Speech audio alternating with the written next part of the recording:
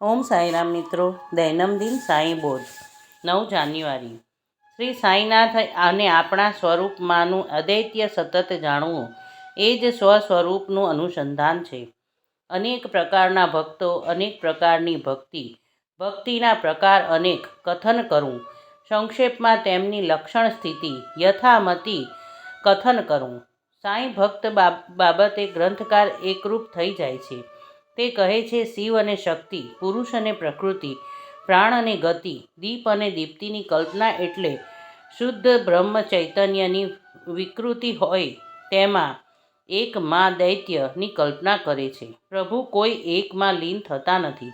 એકવાર બ્રહ્મદેવના મનમાં આવ્યું, બહુ શ્યામ પ્રયોજયે, એટલે હું એકમાંથી અનેક થઈને પ્રજાનું નિર્માણ કરું. તે અનુસાર જગતનું નિર્માણ તો થયું, પણ શુદ્ધ બ્રહ્મ સ્વરૂપ સ્થિતિમાં ન તો પુરુષ ન પ્રકૃતિ રહી.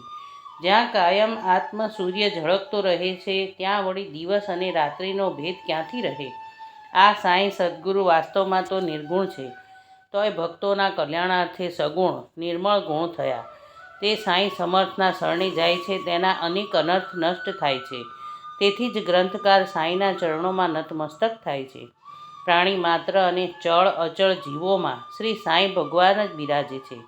તેથી ગ્રંથકાર દરેક જીવાત્માને વંદન કરી મને તમારા ખોળામાં લો એવી સાંઈની વિનંતી કરે છે અને મંગલાચરણ પૂર્ણ કરી ચારિત્ર લેખનનું પ્રયોજન બતાવતા કહે છે કે શ્રી સાંઈ એ જ સમયની મારા ઉપર કૃપા કરી છે.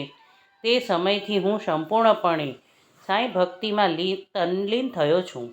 સાંઈ ચરણો પ્રત્યે આસક્તિ દ્રઢ શ્રદ્ધાથી વિકાસ પામી છે. કલ્પના બહારની શક્તિનો અનુભવ થયો છે. તે શક્તિ જ ભક્તિમાં વૃદ્ધિ કરે છે.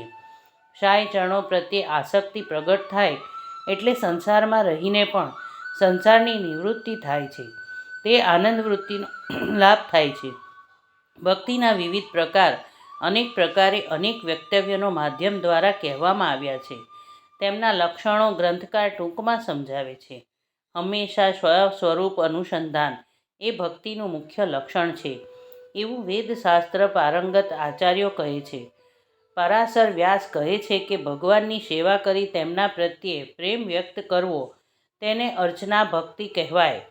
ગુરુ માટે બાગમાંથી પારિજાત વગેરે ફૂલો લાવવા, ગુરુના ઘરમાં આંગણાને સ્વચ્છ કરી પાણી છાંટી છાણનું લીપણ કરી તેને પહેલાં નાહી લેવું, સંધ્યા આટોપી ગુરુ માટે ચંદન ઘસવું, ગુરુને પંચામૃતનું સ્નાન કરાવી ધૂપ દીપ અવરણા કરી નૈવેદ્ય અર્પણ કરી આરતી ધૂપતી કરવી અને તે જ અર્ચન ભક્તિ છે.